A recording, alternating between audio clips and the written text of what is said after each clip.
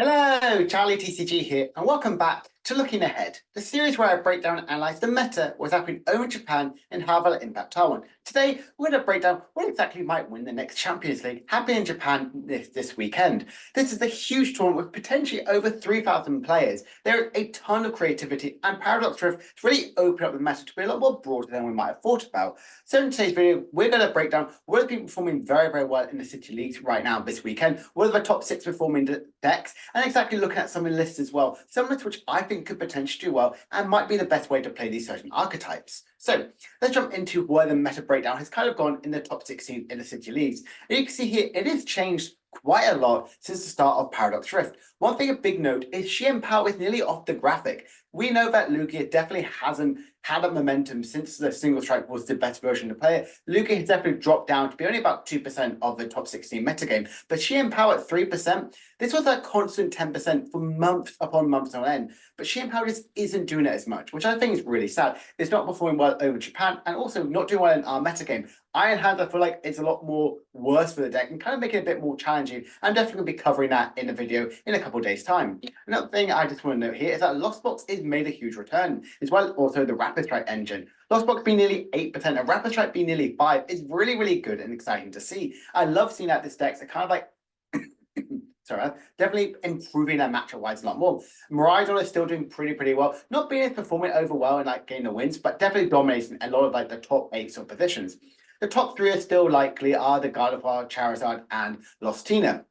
All of these decks are doing incredibly well in the best of 1 format, and I'm really glad you guys enjoyed that video, which I posted last week. I do think that Charizard build over in Japan are very more on the TM build. They are still playing the one with the Bibarel. The Bibarel and obviously the Turbo Energized one is definitely a more popular version of Charizard, but Pidgeot 1 is definitely slowing down just a little bit more. Roaring Moon, I feel, has definitely gone to more of the Lost Zone engine build. I think that build is just incredibly strong, has a ton of sort of versatility. Having Clara and also having the likes of Super Rod and Raihan really make you explosive turns. They're definitely experimenting with different range of attackers like Snorlax, Moltres, and even having other sort of Radiant Charizard. I think this is a very exciting, very diverse looking in the top 16, but only having 12% of random decks. We already know 2% of those are basically Lugia, so that's 10% of unknown decks, which I think is very good for the metagame. So if we look at the top 6 performing decks here, we can see that Lostina and Charizard, they've switched places again. Lostina is back up there at number 1, having 11 wins.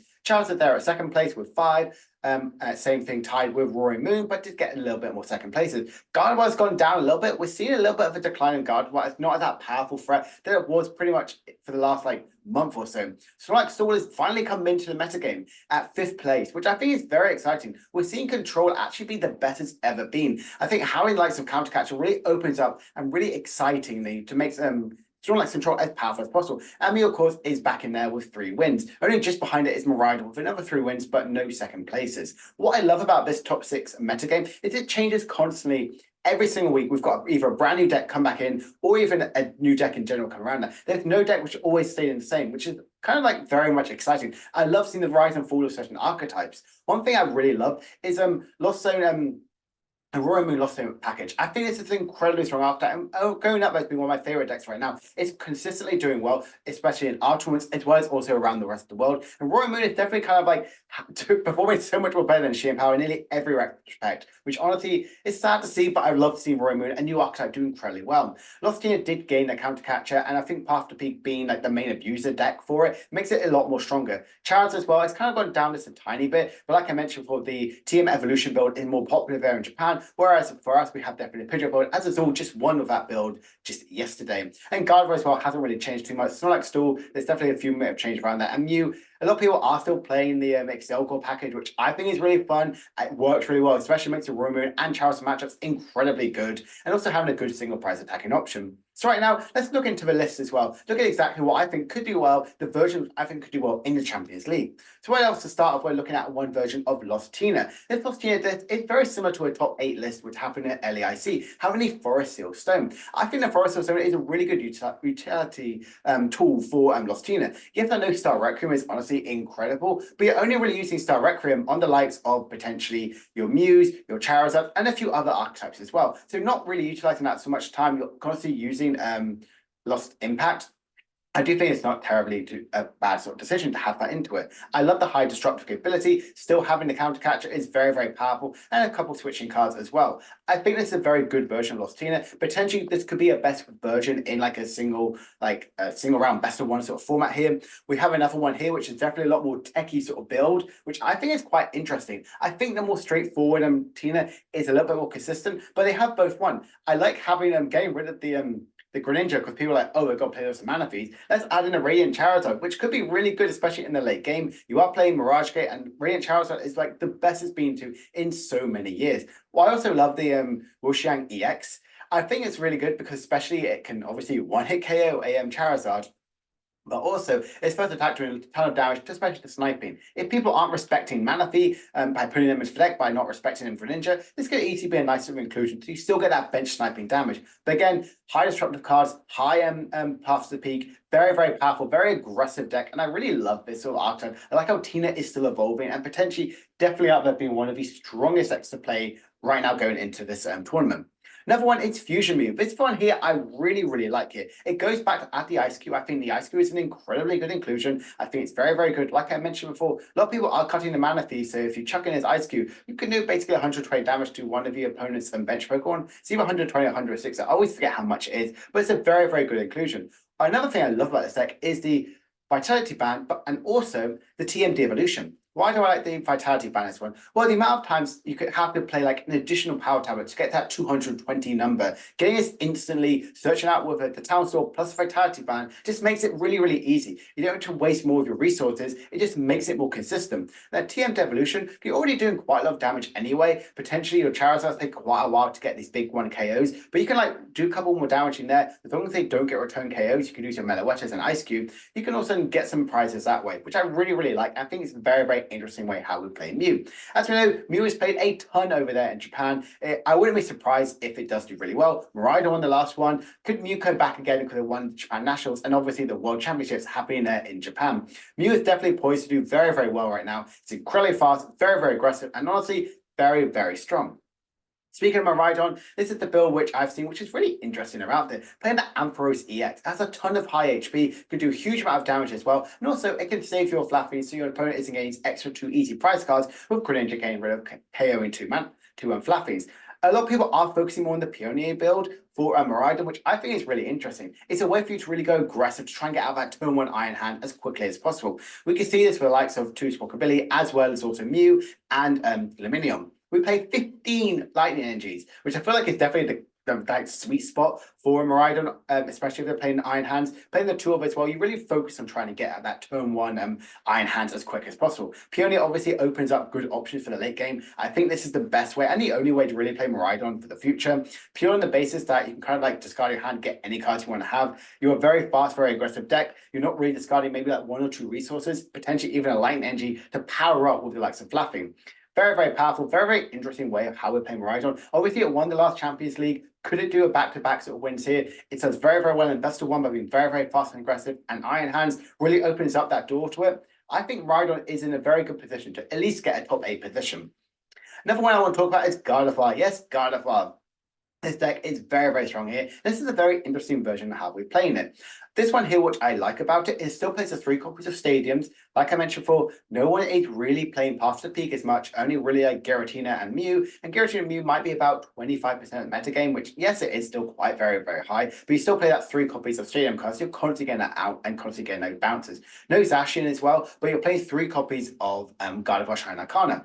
I like this inclusion in this one, especially with 1 copy of Luxurious Cape. By having that, you're really focusing more on your reversal energies. You're focusing more on that counter catcher, going back into the game as well, and for using a lot more single prize attacking options. Yet you have to constantly be evolving again and again and again to try and get out your attacking options. And you can't just immediately go full crystal, Great and then attack that way, which could be a little bit more slower. But I do think having the Shine Arcana does open up a bit more, helps you with your draw factor, helps you with the attacking option, especially with the prize rate as well, by having access to Luxurious Cape, as well as also being a single prize attacking option as well. Screamtail is still definitely the best support Pokemon to have here. Doing 160 snipe before any additional effects, it's just very, very, very strong. I'm waiting until we get Moonlight Stadium. Hopefully we get that next month in our Paldean Fates. Just such a good stadium card. Just heal 30 damage after you discard a psychic energy. So like the also called the not Zamazenta, but you know what I mean, like Zinnia, sorry. Zinnia is a very interesting inclusion. Getting that discarding effect, you always don't really want to do that discarding effect with Guard as well, but if you can get Psychic Energies, it's okay. And Avery as well is a super, super good, very, very strong right now in the metagame. Another one I want to talk about is Lost Zone Roaring Moon. Yes, I love this archetype. I think it is so strong and so interesting. And this build here, I think it's very similar to how I would play in the list. We do play a ton of one-of supporter cards, but that's kind of what you need for your Lost Zone Roaring Moon. You're not really going to be discarding a ton of cards. You'll constantly be drawing them. You're always going to have your hands like refreshed as possible. And any of the cards you do use, they're going to be in discard pile. You're never going to use them again. So you've got to constantly be utilizing all your supporters. That's what I love about this version here. It does play that brand new TM, which works really, really well in Cranrat and Charizard, especially if your opponent only has one prize card remaining, doing pretty much 280 damage out of the bat, no recursion whatsoever. It is very, very, very powerful. I really, really like this one. And make sure that you have three very, very strong attacks, having Charizard quite early on and the late game, Roaring Moon, that Frenzy Gouge, instant KO in anything, as well as also this new TM, this explosive one to do 280 damage. It's out and about right at the end of the game. I love this deck. I think there's a ton of versatility in this list here. There are so many other attacking options you could use. You could add Iron Hands to this one. You could use Minior. You could have the Flamingo. You could have so many different sort of attacking options in this deck. It's very, very strong, very, very powerful. And honestly, I think this could be the best way to play Roaring Moon at the tournament. We could even see Roaring Moon get that top 16 position. It's done pretty well overall in some tournaments. Got a couple top 32, top 64s this past weekend. Definitely got a few top 16s as well. And they need it on the bubble at sometimes as well. So I really like how Roaring Moon is positioned. I think this could be the best way to play it. Now what I want to talk about is Charizard. Yeah, this is the list here, which I've talked about quite a fair bit. And it's a really, really interesting winning list here. It still plays some rare candy, but it's definitely focused on TM evolution. By utilizing, trying to evolve into your Charizard, so you're going into them turn 2, but you're having those Charmeleons out, having those Bibarels out, end of your first turn going second. It's just super, super strong. One interesting card in this tech here is it plays two very, very interesting techs. It does play the TM Devolution, which honestly kind of makes a little bit of sense. Charizard isn't going to be getting the big one-hit KOs, especially if you're against another TM Evolution deck. You're just going to be like doing like little damage on it, and you're not going to get these big one-hit KOs, and then they TM Devolution you back. But also the Peony. This has seen a ton of resurgence. I remember when Peony was played a lot in Mew about 2 years ago, and now it's kind of seen a new lease of life, purely after the fact of Miraidon, and a lot of people see how can we take it in other decks? And Charizard, it kind of works, but you are always have such a large hand size that Peony could be a little bit more risky. I don't know how well it's been performing in like their archetype as well, but Peony is a very, very unique tech and potentially could be that tech which really pushes Charizard to incredibly well this next weekend. I think this might be the best way to play Charizard, or more specifically, the more popular version. We've got over in Japan. For us, we are still definitely the Pidgeot build is much, much stronger. We are still seeing the Charizard and the Pidgeot split. It's about nearly like a 50-50, but I would say this one is a lot more favorable going into a best of one format. Stall as well is definitely a contender you have to always consider. And this stall build here is a little bit different. We're not playing the Crabominable, but we are playing the Indeedee. Indeedee pretty much does 10 times the amount of cards you have in your hand, and as your control, you're going to have a massive hand. Like you're going to have maybe like 30 card plus hand, or even like 20 thing like that. Doing between 200 to 300 damage at the end game is very, very difficult. Your opponent won't be able to react with it. I like that Locity because I can help with that sort of matchup. I like having a luxury in it. Just looking at opponent's hand and discarding a card in there is super, super strong here. Still plays all the common traits of what we're seeing in most ones here. We're seeing the high counts of Arvin and the Misfortune Sisters, the Penny Loop, the Luxurious Cape, the Bravery Charm, and everything else as well, the Counter Catcher. There are so many ways around this deck to do incredibly well here. I really like how Stall is actually evolving a lot more. We saw a deck over this past weekend in City Leagues do really well with the Mewtwo V Union Stall and control that way. Sorry about that. I do think the Snorlax build is the strongest version of the play stall right now. Just making sure the opponent isn't going anywhere. There aren't that many decks which play a ton of switching cards outside of the Lost Zone package-wise, so trapping in a Pokemon in the active spot is very, very strong here. And using the Indeedee at the end game to really get that big one-hit KO. I very much like it. I think Control could do really well, at least potentially get top 16, but definitely keep an eye out for that deck. And to finish off, let's talk about Lugia. Yes, the Fall from Grace of Lugia, which actually had the better finish than any Shein Powders, which only really got a ton of top 4s. Lugia got 1 second place, and this is what it was.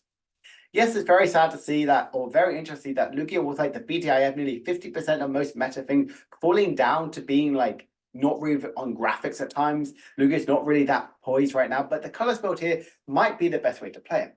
Lugia has done well in the past. Obviously, it did get second place in the last Champions League in Yokohama just a couple of months ago. Could we see the return of Lugia do pretty okay? This colours build is very, very strong here. With the Snorlax, with the Mew, with the Luxray, and also having the Dunsparce, as how powerful Miraidon's been, and there could be a couple like electric techs around there. Having that Dunsparce is very, very helpful. The Counter Catcher is a nice inclusion of the deck as well. So honestly, I do think it could do okay. I like the respect it has on certain archetypes as well. Still plays like multiple outs of the Path to Peaks, getting rid of it as early as turn 2. I think it's very, very good deck. I don't know how poised it is in metagame right now. Playing the 2 reversible energies, I mean, really utilize it. Wants the value of that Luxray. It doesn't want to make it a one-off. It wants to use that as an attacking option, and also can use Archeops as well in the late game. Very, very interesting deck. I think Lugia could do pretty okay overall, but definitely something to be considerate about. So if we just look ahead to this next weekend, could Roy Moon actually take the win? I actually think out of the new decks as well, excluding obviously like some Iron Hands and Iron Valiant, Roy Moon as an archetype could actually do really well, potentially get that top 8, maybe even a top 16 position there over in Japan. I think it could do very, very well, and I definitely think the Lost Zone build will be the more popular one.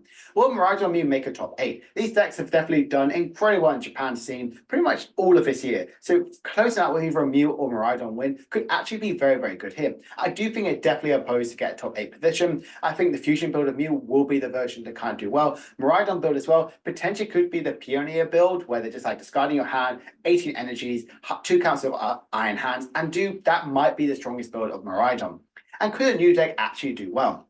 With that, I mean like a brand new archetype from Paradox Rift. Could we see Stall do well? We haven't seen it perform well overall. We did see a Japanese player at LAIC get to that top 8 position. So we know that Lost CM control is very, very strong as well. And we've seen it actually break the graphic as well. So I hope you enjoy this little breakdown as well. I personally think I want Lost Zone to win. Lost Zone Roaring Moon, and obviously Sheehan Pao. But Sheehan Pao is very popular in Japan. Could it actually get a win? I'm not too sure, but honestly, it's very, very exciting to see. So I hope you enjoyed this video. This week, I'm going to do a couple more videos. I might not post a video next week, purely being away in America, but I might do a cover video for this League Championships in just probably next week sometime. So keep an eye out for that. And let's see, hopefully a fun deck will win. I'm hoping Roy Moon or Sheehan Pao, but more likely it's going to be Mew or Miraidon. Maybe even Lost Tina. So if you enjoyed this video, please make sure to like and subscribe and comment down below what deck do you think is going to win the Champions League there over in Japan. I will see you guys later on. Bye for now.